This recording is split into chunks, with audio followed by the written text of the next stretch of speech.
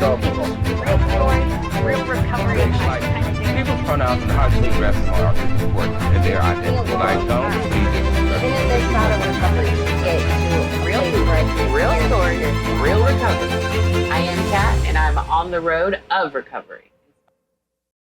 My name is Jennifer Lamingio. I have been in recovery since December 2nd, 2020, so almost 4 years. And today I am a counselor. I counsel other women going through addiction, trying to get sober. I'm a mother of 3. I'm a daughter, a sister. Beautiful. Well, thanks so much for coming out, joining us today in beautiful Belpre, Ohio. It is gorgeous, right along the Ohio River. Yeah. If you could start off by sharing a bit about your childhood. What was life like growing up? Okay. So my childhood, I grew up really well, actually. I grew up in a 2-parent household. My parents drugged me to church every time the door was open.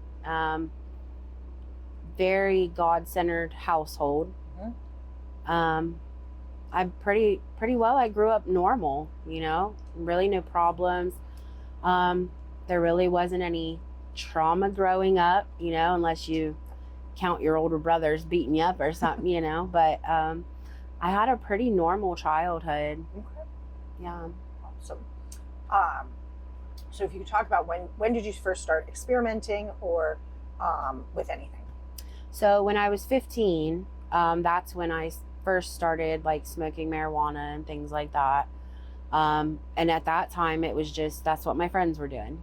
When I was 17, I don't know why. I think maybe because of the home I was raised in, I really wanted a family really bad. Mm-hmm. Like I really thought that my life wasn't going to start until I had a family of my own.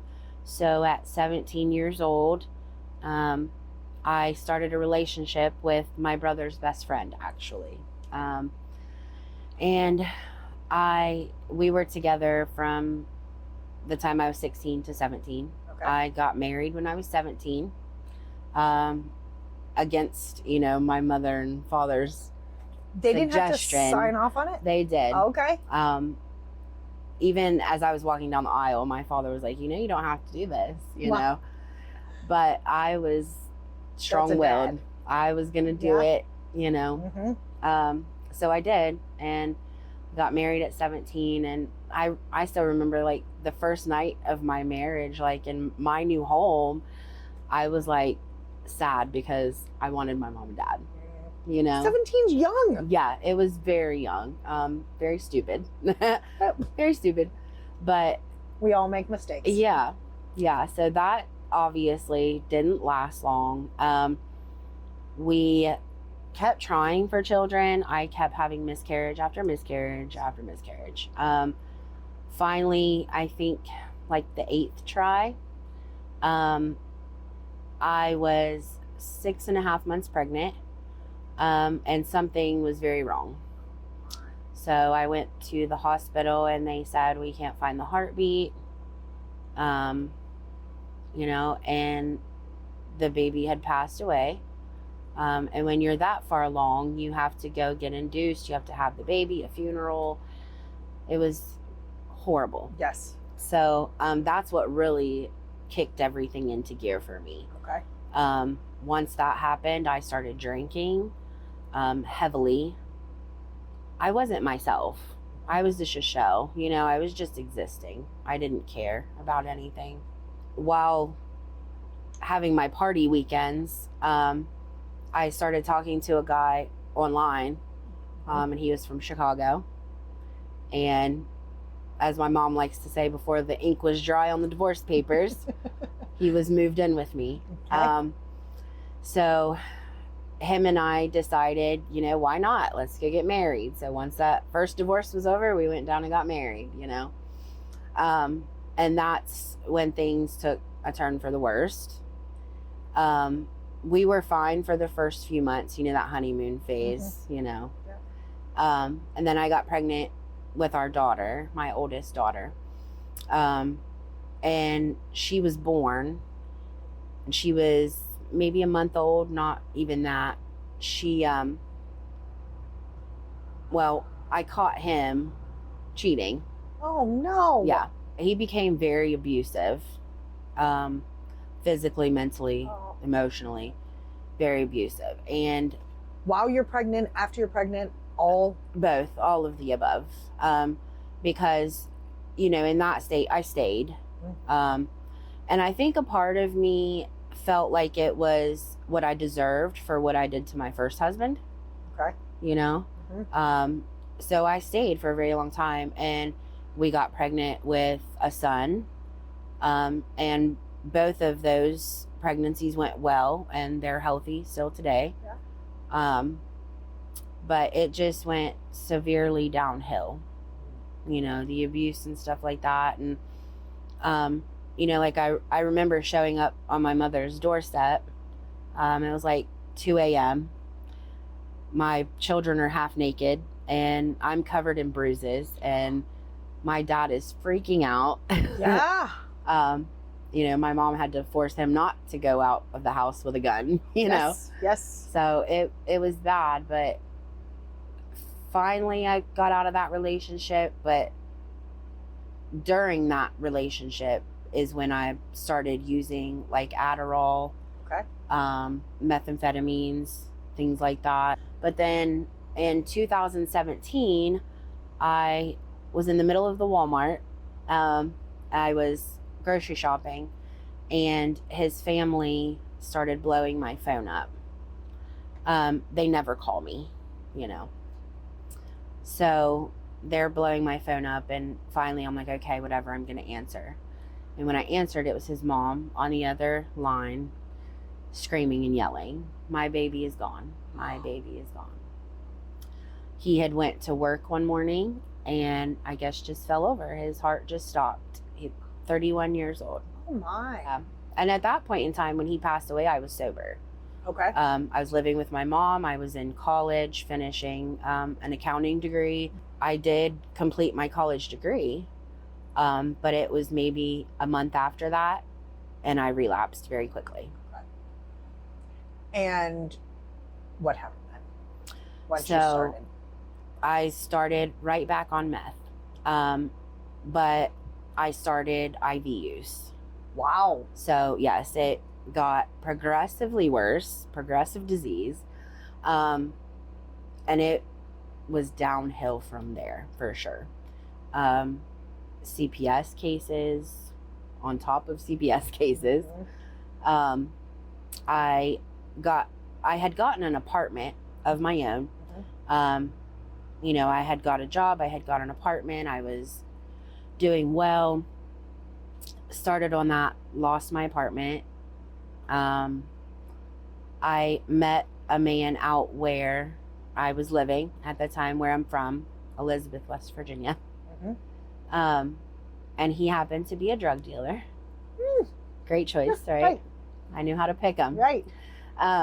Him and I got together. CPS, you know, obviously stepped in, removed the children because it was a trap house, you know. Were your So- parents able to take your kids? Yes, Thank God. absolutely. Thank God, because I was devastated, you know, naturally.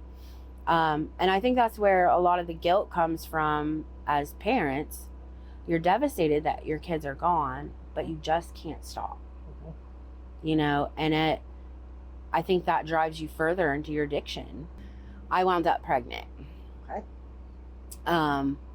And that's when it kind of clicked, I think, for both of us. Me at first, it was a very tough situation. It was kind of like, I want to stop, but I don't want to stop. And now I'm pregnant and I need to stop, but I still don't want to, you know. I did somehow manage to stop. I think like 4 months maybe before my son was born. Okay. When I relapsed, I made it about 3 months after Mhm. our son was born, and I relapsed. And that's when I was pretty much still doing methamphetamine mostly, but I was starting to dabble in heroin and fentanyl and things like that. Because why not? Yeah. Please your kids. Yeah. Let's add some things to it. Yeah. Yeah. Yeah. I mean, by then I just became what they call a garbage can addict. You know, I didn't care if it was there, I would do it. So right at the end of my addiction, and what really made me like snap into reality, me and the friend that I was hanging out with at the time, and him and I were very close. We'd been close for a very long time, but we were both heavy into addiction. He was very heavy into heroin and fentanyl, IV use, things like that. And it was the day before my CPS court date. And I was in such a dark place mentally that I had planned out my entire suicide. I knew that if I just put a little too much heroin into my IV, that I would just be done and I would just go away. My kids would be better off because I'm not here, you know, and that's what my mind told me. But that night, at that exact time that I was planning on doing that, my friend did a little too much, and I heard him hit the floor. Wow. It was that point in time that my mind just flipped, you know, and I did everything I could to keep him alive. He's still alive today, thankfully. But it was right then and there that I realized, like, I don't want to die, but I'm at a place in my life where I'm in between. I don't want to die, but I don't want to live like this either. Yep. Yes. And so the next day, I called my CPS. Court was over the phone. And they said, if you don't go to treatment right now, we will take your children and you will never get them back. Wow. I literally ran Well, to the recovery house. I think that, coupled with the fact that you had reached that place that you were done. Because think about how many times I'm sure they've threatened, you're not getting your kids back, you're not getting your, and they've taken your kids, you know. So you also, though, had reached that place that, okay, I want something different. Yeah, because it was that time, you know, that something clicked into my mind, like, maybe what I'm doing isn't normal. Like, there has to be more to life than this. So there has to be other ways of dealing with this stuff that I haven't dealt with. Right. I just have to find it. Yeah. So where'd you go? What'd you do? I went to Harmony Ridge. Okay. Great place. Loved it. Was out in the country, which was perfect for me. I did really well in that program. CPS said, you know, we want to start giving you your kids back. So at that point in time. About how long had you been sober when they said that?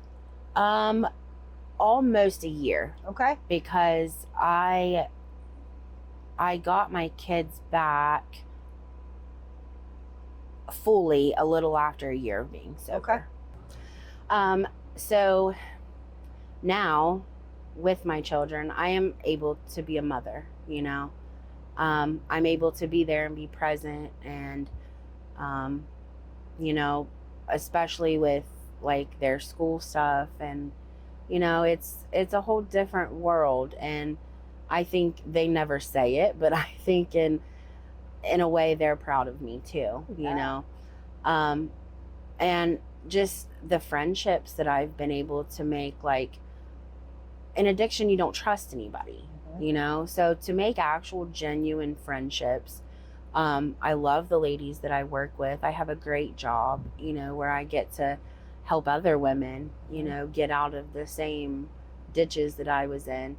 I have a great relationship with God, and I've been able to gain an actual godly relationship with my youngest son's dad. Okay. So he's still sober. He's still doing good. He works at the same facility I do, but the men's side of it. And it's a whole different thing to have a healthy relationship, you know, a healthy, godly relationship, something totally new to me and him. but it's a great thing. And I think for like my kids and mine and his kid, I think it's great for them to see what it looks like also. You know, I know that they struggled too, like with their father's death and the way that their father was. And so for them to see the healthy side of things is such a blessing.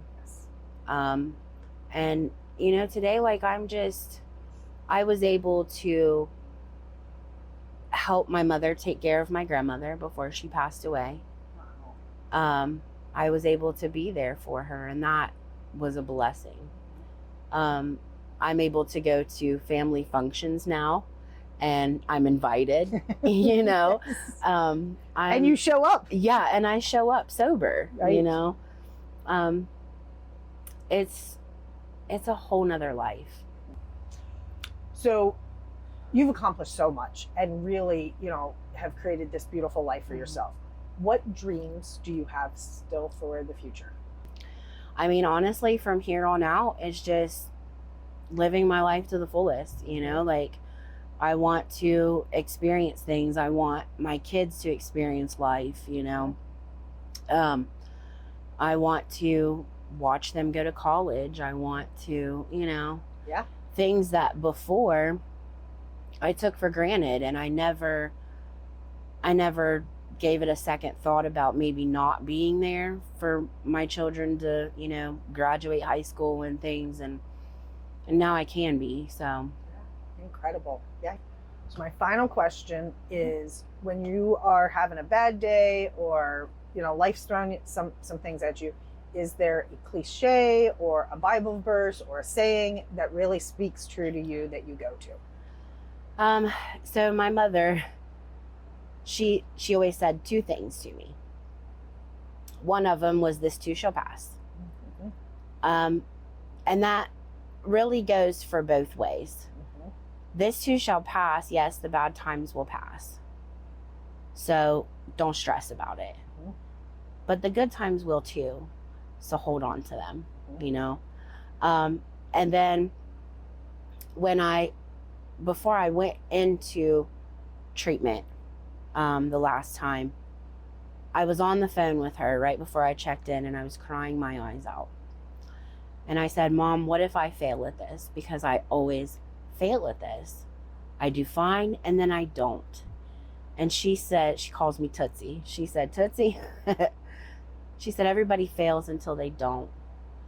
And she said, "What if you fly this time?" So never stop trying. You know, don't think just because you failed last time that you're going to fail this time, because you might not. Right. Absolutely. And I think that is the true testament of people who have substance use disorders, is the resiliency. Yes, absolutely. Well, thank you so much for sharing your story. It's been an incredible story of redemption, hope. Wonderful. Thank you so much.